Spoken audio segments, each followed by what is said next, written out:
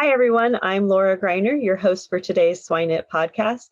And with me today, I have Fred Kuhr, who's the production supervisor for 𝘙𝘬𝘓 Farms. Fred, how are you doing today? Fantastic. Well, we're glad to have you on the podcast today. Some of our audience may not be familiar with you, so would you mind giving them a little bit of background about your experience with pigs? Yeah, been in the business really my whole life. Filled out my first sow card in 1976. So I've done everything from manage a farm, farrowing house manager, breeding manager, managing farms, up to production supervisor and director of production over a couple of large systems.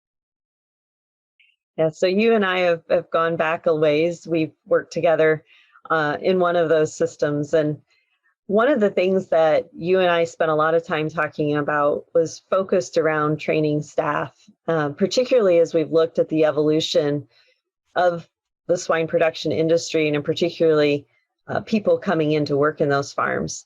And not to mention, we're seeing some labor shortages just around everything, not just agriculture today. And so I think talking about labor today would be very beneficial to our listeners. So I think the first question I really want to just kind of throw out there to you is, what are you doing to maybe address some of the labor challenges that you've seen either in this current job or in your past jobs? One is you really got to look at the people that you're hiring, how they fit in. So what I've kind of really figured out some is we have to be pretty flexible with things like time, and arrival times and quitting times and the amount of hours that they can put in. When I was young, we were all raised to get up at 4:30, 5 o'clock in the morning. The people that we're hiring today, very, very few of them were taught to do that. So when we're trying to make them adjust to those hours, sometimes doesn't go well. And so as a company here, we're pretty flexible with that. We make things work out. As far as the training part, there's a couple of things that we've changed over the years. So we really make sure we're lucky enough to be within a reasonable area here that we have one farm that's a training farm. And then we use a training program called 𝘸𝘵𝗵𝗏 that really helps some of those people understand some of the whys of what we're doing. We do evaluations, quite often. I ask the managers to sit down with new employees literally every Friday and say, okay, what went right? What could go better? And we've been pretty successful at getting people to acclimate to the system. I don't think it's any surprise that over the years we're bringing people into the industry that really don't have the pig experience that maybe you and I did growing up, right? The animal experience, or what we would almost think of as intuitive animal handling, is not there. So how do you help teach people what we would kind of consider those intuitive moments where we're observing behavior and looking at the animal to recognize symptoms of disease or clues that something is off? Yeah. So, like I mentioned before, some of the technologies that we have now are helping really a lot, right? So we have these training videos. We have a set amount of videos that their first week or two is really going through videos and learning from those. We also have the training farm, which they're assigned with a buddy. And so we work on helping them understand how some of those things are working. So the added thing to that, though, those training videos never stop. So we have a certain number of videos we go through every week, all year long. And so, they get to see repetition. And so that seems to help a lot. Do you do some form of a proficiency test almost? So if you're like a hands-on proficiency evaluation of how well they can process a litter or breed a sow? Yes. So in the evaluations that we do, really at 30, 60, 90s, and then 6 months and a year. Plus, like I said, in their learning system, which is 3 to 6 months, I'm asking those managers to sit down with them every Friday and cover those subjects. And the managers all have those kind of time frames in their mind. So that letting those people know what those are and showing them, that they can make them seems to be helpful. When you're in the process of interviewing people to work on a farm, how do you prepare them or evaluate them to see if they're comfortable or competent to work with livestock? That's a tough one. It is a tough one. I'm curious. Leastwise in the interview process, I'm looking for people that are showing interest in really in working and if they've been around some livestock, right? That's great. Most have not. I guess I ask a lot about their people interactions, right? So they play sports in school, right? Did they were they part of a club or a team or things like that? Because a big part of what we do is working with people. You first of all have to be able to work with people before you can figure out the pig part. Mm-hmm. Yeah, you actually answered my next question, but I'll push a little bit farther on that one because you're absolutely right. Whether you're a starting person or you're training to be the next manager of a farm or even of a division, you're eventually going to be either managing people or working with a team. So do you do anything with your staff on a regular basis to help them with their people skills? Yeah. Again, technology, right? So we're working with a program. I'm purposely trying to drop names, but I just tell you where we're at. So we're working with a program called 𝘙𝘵𝘃𝗵𝗿, which is a personality trainer, and it goes through several personality programs. And we're getting all the employees on that. So, and then we're going over those with them and saying, okay, here's what your personality looks like. And here's what mine looks like. And the program kind of gives us ideas on how to match those two personalities up. You're absolutely right.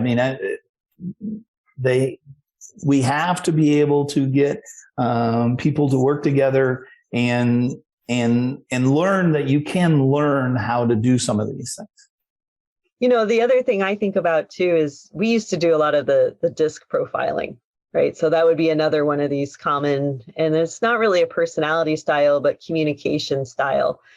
And I think that's something that is really imperative for our staff to learn. Because even you and I, right, we used to joke that you were very direct and, tell me your problem and I'm going to take care of it. And if you ask me a question, I'm going to think about it for a long time and frustrate you while I'm thinking about it until I can give you an answer.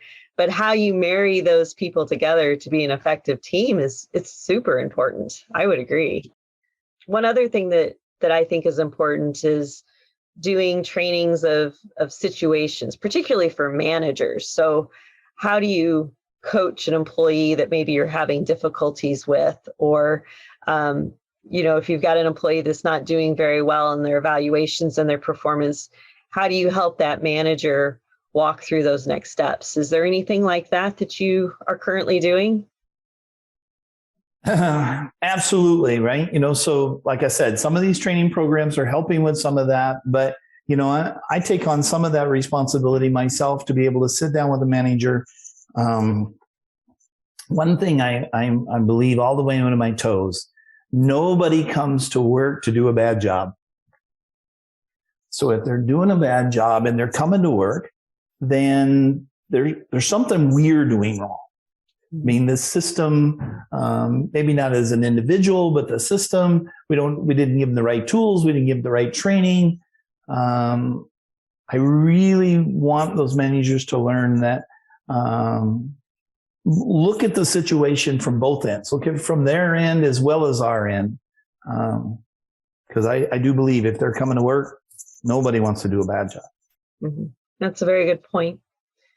One of the other things I think about too is just information. So if I were starting out running a beef farm, which I don't know how to do today, I'd probably feel a little bit overwhelmed with all the information that's coming at me. So is there something that you're doing today that kind of helps them have a quick resource to answer a question or understand a process that you think is valuable for people to use in their trainings? Yeah, we have a fairly detailed SOP program, right? So they have a place to go for a written answer. But again, the training module that I mentioned earlier, we can go back and train on any individual thing at any given time. And it is amazing. The managers use those a lot. Because when I go back and talk and say, okay, did we do the training? They say, yep, we did the training. And the training actually documents that they did it and when they did it. Perfect. And I think that's great to always have that ability to go back, rewatch, relearn, and build from whatever maybe you missed the first time, because it is, right? There's a lot to learn, just behavior and processes and activities on a farm every day can be quite stressful. The other question I have is about just team efficiency. So you and I have worked on farms where, 2:30 comes around and that farm is done and they're ready to go home. And you have other farms that it's still 4:30 in the afternoon and they're still kind of struggling to get everything tied up for the day. How do you help encourage efficiency on a farm? Myself, we would go out, work with the managers, help them figure out how their day should lay out, right? So sometimes I see people getting confused on how the day should lay out because they're, lack of a better word, they're chasing the shiny penny, right? Where did I get the phone call from? Who didn't show up today? All the things that can distract them. And again, we're working on a new one right now, that is going to give communication to each one of the employees of how the day is going. I'm really very excited about this one. But the manager, the leader of the system is really the one that you've got to get organized, and so that they can lay out their day. The other thing, the manager has to make sure they're not confusing their crew, right? So I may have done that myself over time and time, but give them a task, let them finish it, right? Don't get halfway through and then say, no, we got to go a different direction. That happens once in a while, but you can't do it all the time. Mm-hmm. Yeah, that's a very good point. Another thing that I was thinking about as you were talking, you've mentioned the word technology a couple of times, and certainly the industry continues to add in new technology, whether it's with computers or with RFID units and electronic feeding systems. And some of that technology can be a little bit overwhelming for some of our staff. So how do you focus on teaching people to use that technology as it's coming into the barns? So we're a little bit learning that right now as time goes on, because that technology is coming at us really fast.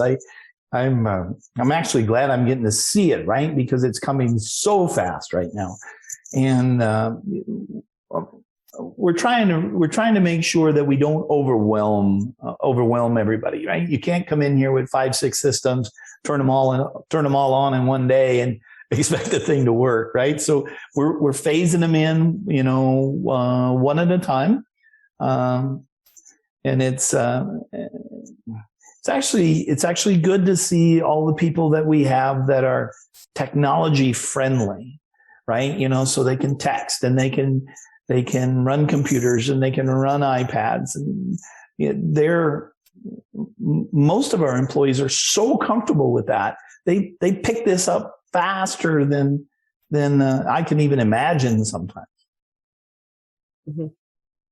And there's a very good point to that. If we look at our current generation of individuals, they've grown up with this technology, right? They've grown up with cell phones where you and I did not. And so there is some truth to that they are more comfortable maybe with the technology, almost even maybe over the animals, right? The animals is the part they're learning, the technology they understand. So. Yeah, when I get in trouble, I call my grandkids, right?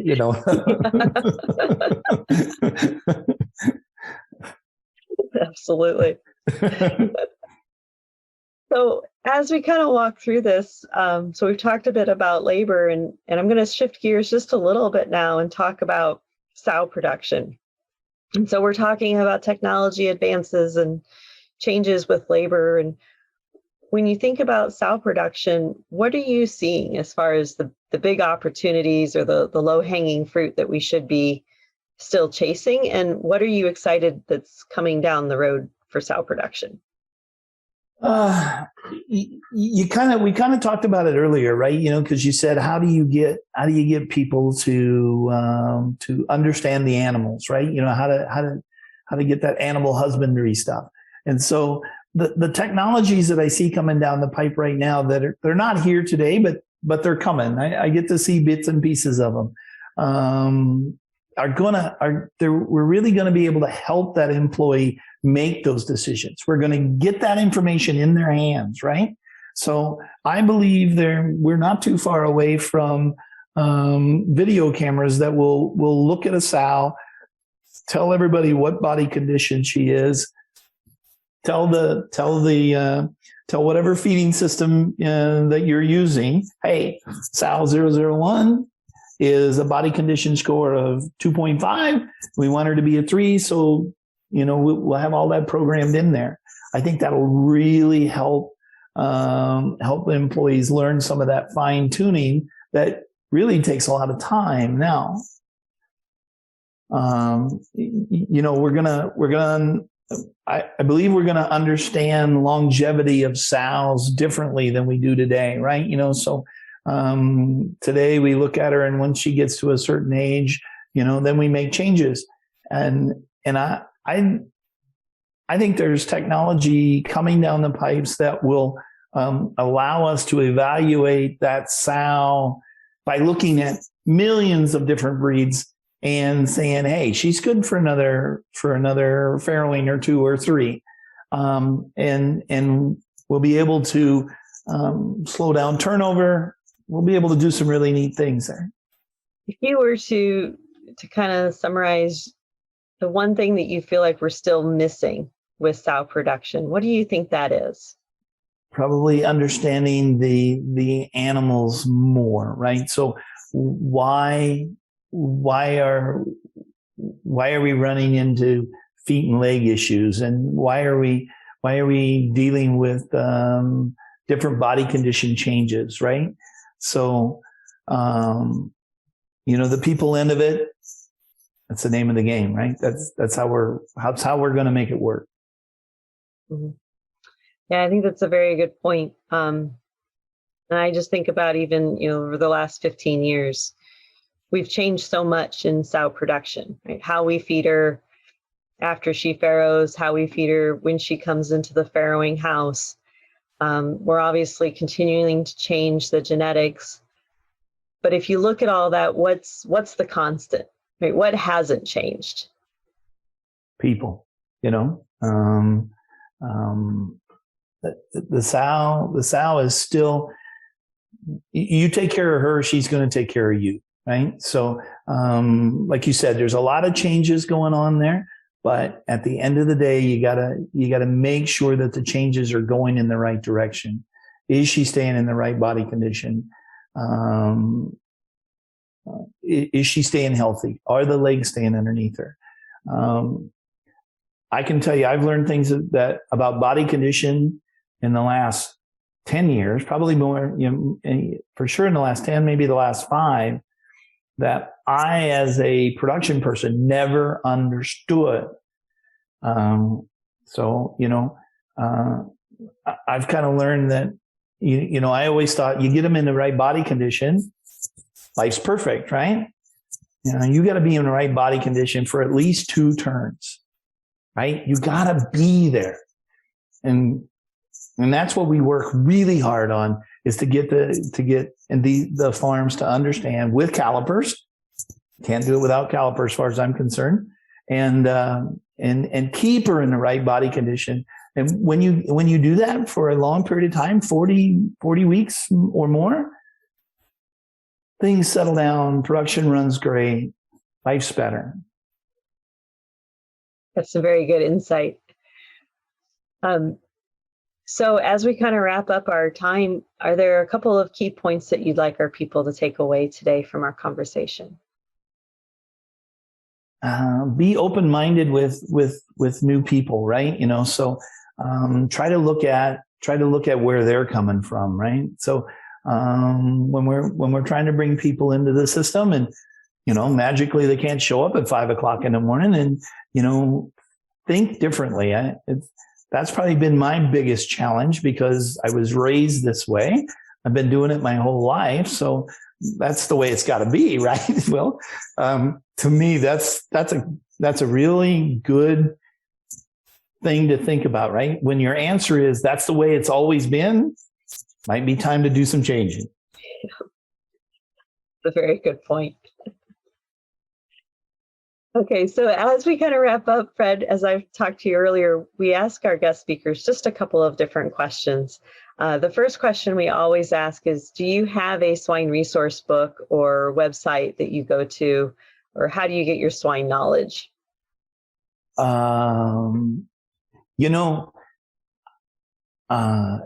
terrible as this whole COVID thing has been, I've probably been exposed to a lot more talks and podcasts and all these things, because I got to sit here. I've been to more conferences now than I ever have before, because I can sit right here and listen in and watch them. So that's probably where I'm getting the majority of my knowledge today. Yeah, that's a very, very interesting perspective, is that you have more time now. But we've all talked about that travel component sometimes isn't always feasible, particularly for production staff, where they've got to be able to get to the farms if there's an issue too. So it's a very good point. How about something that's non-swine related? Is there a book that you might recommend to our audience? There's lots of good books. I would say the one that I'm reading right now is called Traction. Get a grip on your business, right? So look how to manage the whole thing, right? How to keep people organized, and it talks about a business, but you know what? A sow farm is a business. There's a lot of money involved here, right? And so things are going in and out. It's making a product. It has customers. There's a lot of good things to learn from that. Mm-hmm. Yeah, I have not heard that one. And the one other one that's an old one, and I go back and read it about every 2 years. Who moved my cheese? Where'd it go, right? I had it, and it's gone now. So that one's a personal one that I read every couple of years. Yeah, that one's on our bookshelf too. I look at it every once in a while.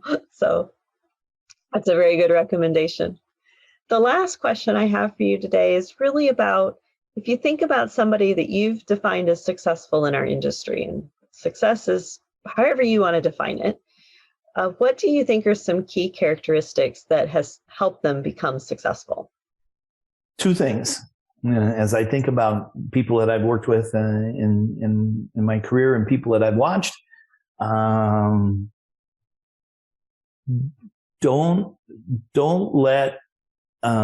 let change stop you, right? So if it was the wrong decision, make a different one.